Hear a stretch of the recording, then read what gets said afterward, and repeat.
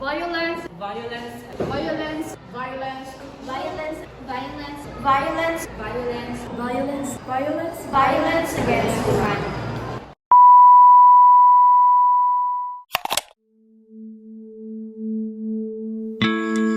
Violence against humanity is not a widely used legal or academic term, but it can be understood as violence that targets human dignity, fundamental rights, or entire populations in a way that causes widespread sufferings. It can include crimes against humanity, genocide, war crimes, and systematic oppressions. The more specific legal term crimes against humanity refers to a serious large-scale attacks against civilians, such as murder, persecution, torture, enslavement, and other inhumane acts. These crimes are recognized under international law, particularly in the Rome Statute of the International Criminal Court.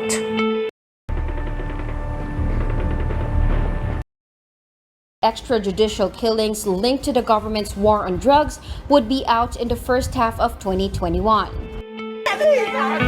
Violence against humanity refers to any large-scale act that causes severe harm to individuals or groups. It includes war and armed conflicts, violent clashes between nations, factions, or groups, often leading to widespread destruction and human suffering. An example of this is the Russia-Ukraine war that has resulted in mass casualties, displacement, and severe humanitarian crisis.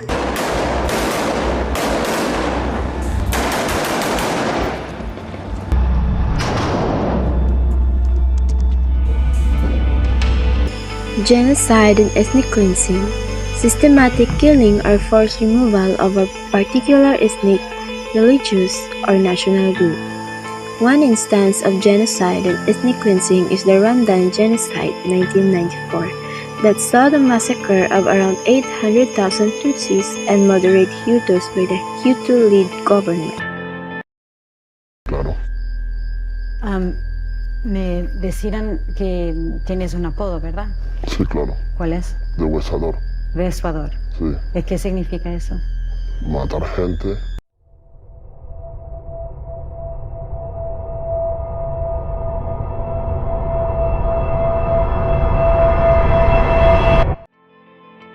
Human trafficking and slavery, the illegal trade and exploitation of people for forced labor, sexual exploitation, or servitude.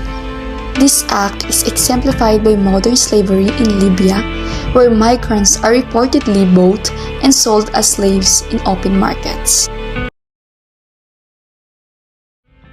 Gender-based violence. Violence directed at individuals due to their gender, often disproportionately affecting women and LGBTQ+ individuals. Take, for example, the #MeToo movement, which exposed widespread sexual harassment and assault in workplaces worldwide. Political operation, the use of force, censorship, and persecution to suppress political opposition in human rights. This is reflected in North Korea's dictatorship, where political dissenters are imprisoned, tortured, or executed in labor camps. Sabi ko sa kanya, kung hindi kayo tumigil, huhukayin ko yung tatay ninyo. Itatapon ko siya sa West Philippine Sea. Causes of violence against humanity and three factors that contribute to such atrocities: power struggles. Governments, rebel groups, and extremists often use violence to gain or maintain control. Economic disparities. Poverty and inequality breed resentment and can lead to violent conflicts. Religious and ethnic tensions.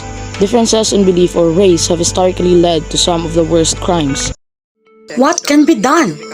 To combat violence against humanity, collective efforts are necessary. Strengthening international laws, the United Nations and human rights organizations must enforce strict policies against war crimes and human rights violations.